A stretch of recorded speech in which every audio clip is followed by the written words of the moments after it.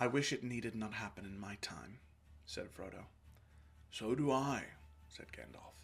So do all who live to see such times, but that is not for them to decide. All we have to decide is what to do with the time that is given us. This is a quote from The Lord of the Rings, specifically from the Fellowship of the Ring, I believe in the chapter Shadows of the Past. Now, for those of us familiar with Lord of the Rings, we know the context of that quote.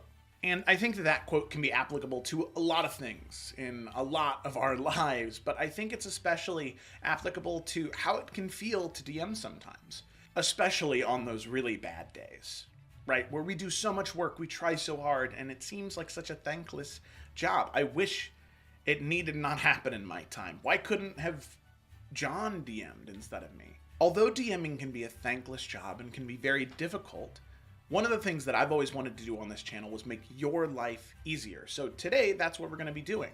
Because on top of being a fantastic writer, like the previous quote, Tolkien was also a really great world builder. And I think that one of the toughest parts about being a DM is creating an interesting and engaging world. Anybody can just put some slop on a page and be like, hey, look, I built this, look at the thing I built, right? Anybody can do that. But in order to create a world that is truly interesting and engaging that your players want to dive into, that takes a little bit more effort. And who better to help us on that journey than the guy who made the standard for fantasy as we know it in the modern day. So let's look at some quotes from Tolkien, specifically from the foreword of the Fellowship of the Ring, where he talks about the process of writing the Lord of the Rings, of creating the world, and what those quotes mean and how we can use them to be better world builders. Although there may be days where we wish it had not happened in our time, we are the DM. God damn it, we're going to do our best and we're going to try our hardest to give these players an unforgettable experience. So let's go ahead and dive into those quotes and see what we can learn from Tolkien. Lesson number 1. Stories grow in the telling. This tale grew in the telling, until it became a history of the Great War of the Ring and included many glimpses of the yet more ancient history that preceded it. Tolkien didn't start out planning a massive epic. Initially, he wrote The Hobbit, which was just a small story about a reluctant adventurer and a dragon. But as he started to write The Lord of the Rings, he found himself drawn deeper and deeper into a world he'd been building quietly for years. So what's the takeaway here? For one, stories evolve. You don't need to have everything planned at the start. Then you want to follow the threads that interest you, even if they take you somewhere unexpected. This is the beauty of D&D in particular, because you're not the sole driver of that story, right? The players are the driver. You are just reacting to what they want to do.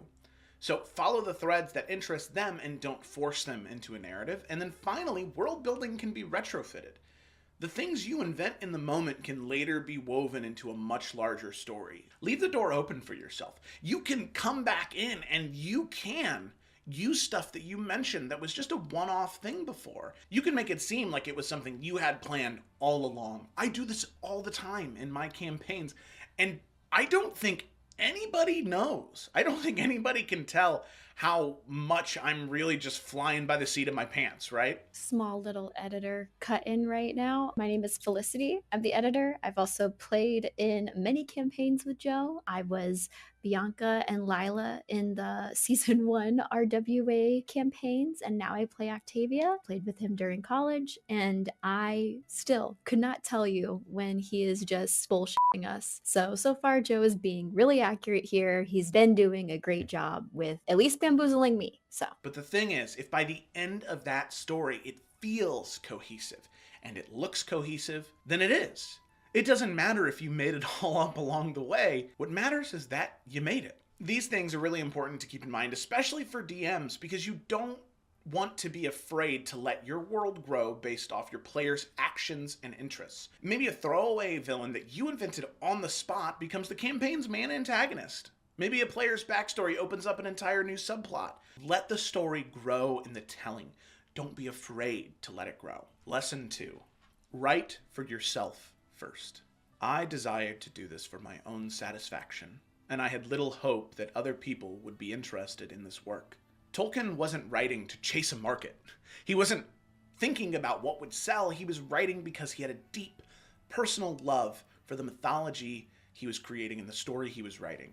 And yet, readers connected with it anyway. What's the takeaway here? If you're passionate about something, that passion will show in your work. You do not need to write to please everybody. Write what excites you, and the right audience will eventually find it.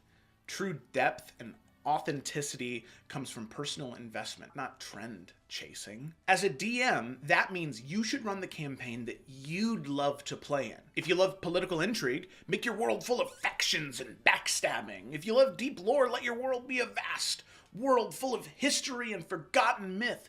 Passion is infectious. Your players will pick up on your enthusiasm. Lesson number 3. The best worlds feel like they existed before the story began. The story was drawn irresistibly towards the older world and became an account, as it were, of its end and passing away before its beginning and middle had been told. Tolkien's world felt alive because it wasn't just a backdrop. It was like layers of history. It was tiramisu, okay? It was 7-layer bean dip, all right? Like we said before, layers are so important in authenticity and making your world feel like it's lived in. When the Fellowship of the Ring starts, Middle-earth already feels so old. Gondor is in decline. The elves are leaving. The dwarves have lost some of their greatest halls. The past is always present, which makes the world feel so much bigger than the story itself. The takeaway? I'm glad you asked. A world with history feels lived in. Even if your readers or players don't get all the details, they'll sense the depth. Mystery is powerful. You don't have to explain everything. Just hint at larger stories. And then if someone asks about it, if you have it written, tell them about it. But if you don't have it written and you just kind of make something up on the spot, that's also okay. Make things up. Do weird stuff. Just say things. During the Great Civil War of 1305, that was when my grandfather passed away, but not before he made a great heroic sacrifice to slay the great Baron of Zelaphoth. What's Zelaphoth, DM? We've never heard of that. I'm glad you asked. Zelaphoth is a land to the far west. In fact, they are they exist on a collection of like temperate islands, and they're like a raiding nation, so they have lots of ships. And as the NPC was saying, his grandfather was from along the western coast, right? That's where the NPC is from. Yeah. Double checking that you're not contradicting information you've given before, but you just keep going and you explain the events as it were, and your players will be like, that was maybe made up. Okay, here's something really important on the last note before we move on to the next one, which, hey, right here, Temple Runners over here, right, to keep you engaged, because this is really important, okay? If your players ask you, hey, did you just make that up? Here's what you say. No.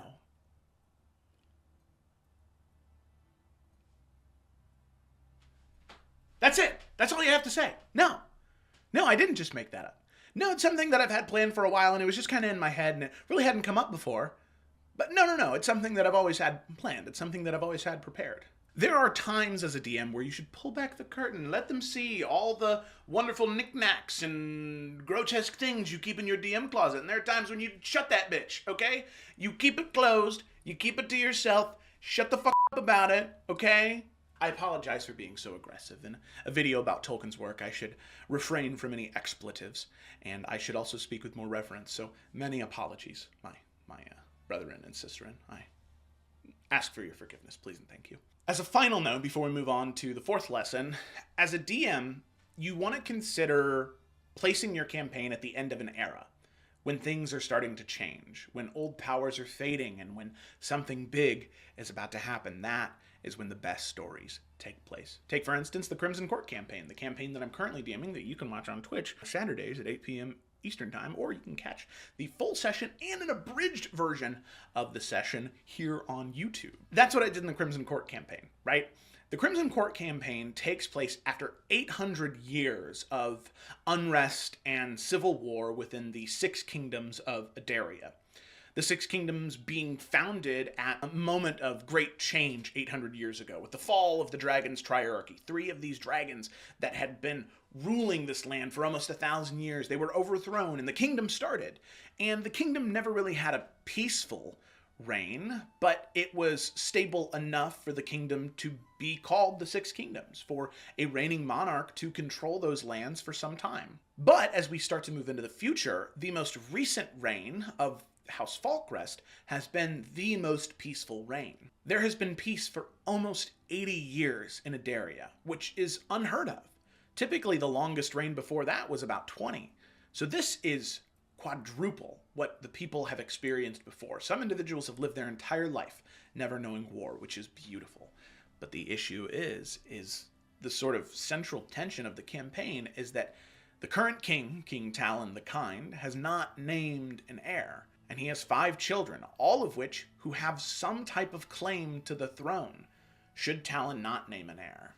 And the line of succession isn't exactly clear either, because Talon has been a rather amorous king, given the fact that before he became king, he traveled the world as a bard. And, well, you know how that goes.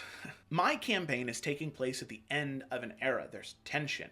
There's rumors of the dragon's triarchy returning. There's dark things that have happened in Adaria's past that are starting to resurface. And at the center of it all are the player characters, who are the children of King Talon the Kind. Yeah, that's a pretty intense campaign hook. Lots of history, lots of layers, lots of stuff going on, and the players are loving it. We're 3 sessions in, and I've never had players more engaged and in love with a campaign, and let alone an audience, which, to those of you that have been watching Crimson Court, thank you so much. Let's move on to lesson number 4, shall we? Lesson number 4. A story's meaning comes from the reader, not the author. As for any inner meaning or message it has, in the intention of the author, none. It is neither allegorical nor topical. Tolkien wasn't a fan of allegory. He didn't write The Lord of the Rings as a metaphor for World War II or as a political statement, but that doesn't mean it doesn't have any meaning. Instead of allegory, Tolkien believed in applicability, and that each reader brings their own ideas and meaning to a story. So what's the takeaway here? Don't over-explain your themes. Let the audience find their own connections. It helps make the story more meaningful to them. Your story doesn't have to be a metaphor for something to feel powerful and engaging. On this note in particular, one of the next videos that I'm going to do is going to talk about Shakespeare, actually, and why we still talk about him so much, specifically for his universal characters and his universal stories, things that are widely applicable to large groups of people, regardless of what time period it takes place in. But we're talking about Tolkien. So, as a final takeaway, readers and players will see their own struggles in your world, and that's what makes it resonate. For DMs, this means you don't have to force a message in your campaign. Just create a rich world with meaningful choices. Your players will find a deeper meaning themselves, which means it'll resonate more with them, and they'll care more about the world you created. Lesson number 5, perseverance is key. The composition of The Lord of the Rings went on at intervals during the years 1936 to 1949. In spite of the darkness of the next 5 years, I found that story could now not wholly be abandoned. Tolkien wrote The Lord of the Rings over 12 years. During that time, he served in the military and lived through World War II. He switched colleges, and he rewrote entire sections from scratch. By hand. If you didn't know this, okay, I'm gonna give you some forbidden Tolkien lore here, okay? Tolkien wrote The Lord of the Rings by hand. He wrote all of his stories by hand. He didn't use a typewriter. He didn't use a laptop, right? He didn't use anything like that. He wrote it by hand. And when he got to a part that he didn't like or he didn't know where to go, do you know what he did? He scrapped it all and he started over from the very beginning. Huh? Can you imagine? Okay, for a second, imagine you are DMing a campaign and we get to session 11 and you realize that actually this villain doesn't make a whole lot of sense. There needs to be something more here. We need better connections. We need more, we need more something. And you said to the players, hey guys, your characters are fine. The world in general is fine, but we're going to start the campaign over from session 1. I want to redo some things. That is not possible. Okay, please do not do that. I mean, actually, maybe it could be kind of cool if like everybody's in on it. It's an idea to try, but don't do that too often, okay? Don't try and do that and not let the players be a part of that decision. That would be awful. The thing is, though, he never gave up. When he got to a part of the story that he didn't like, he didn't say, well, The Lord of the Rings isn't going to work out. We're just going to move on. We're going to write a different story. No, he said, let me figure it out. Let me start over. Let me rewrite it. Let me rethink it. And I'll keep going. I will keep pushing through it. 12 years to write this book. And oh, by gosh, by golly, it was worth it. It is the baseline for almost all modern day fantasy. I mean, even right, thinking about the other most popular fantasy novel series in the modern day zeitgeist, you have The Lord of the Rings and you have A Song of Ice and Fire. A Song of Ice and Fire exists because George R.R. Martin had the question, what about Aragorn's tax policy? That was his pitch to the book, A Game of Thrones. After the Great War, after the Great Rebellion, what happens? What happens to the kingdom then? What happens to the world? So he pushed through. Tolkien pushed through, and it was good that he did. Just like for you. You pushing through those slogs or those down moments in your campaign will lead to a better conclusion. So there are 3 takeaways for this, just like for the other points. Creative projects take time, a lot of time, and that is okay. Don't be afraid to be within that prep phase for a little bit longer if you feel like you need it. The second takeaway is that some stories won't let you abandon them. In this scenario, we have players, right? It's not just like we're writing a novel and we say, oh, it's not working, I'm gonna see you later, goodbye, right? We are effectively saying, hey, I know that you guys are enjoying this game, but it's just not working for me, see you later. And in some scenarios, that is okay. Sometimes it's better to end and start over with something new than to push through. Sometimes. But you need to at least try. Finally, if you love what you're creating, stick with it even when it's difficult. All right? Because the thing is, at the end of the day, we started DMing, we started playing this game because we care about it. We started writing the story because we love it. So then what do we need to do? Keep trying and do not give up on it. These 3 things apply to DMs and writers alike. That homebrew world you started 5 years ago but never finished, it's still there. The half-written novel, it's waiting for you. The only way a story truly dies is if we stop telling it. Just like I said in the beginning, even when you feel like Frodo and say, I wish it had not happened in my time.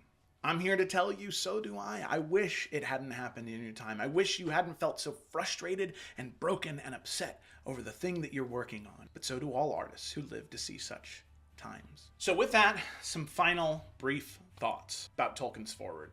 Tolkien's foreword isn't just this behind-the-scenes look at The Lord of the Rings. It truly gives us some wonderful insight into how he world builds, the perseverance of storytelling, and storytelling philosophy in general. To recap, stories grow in the telling.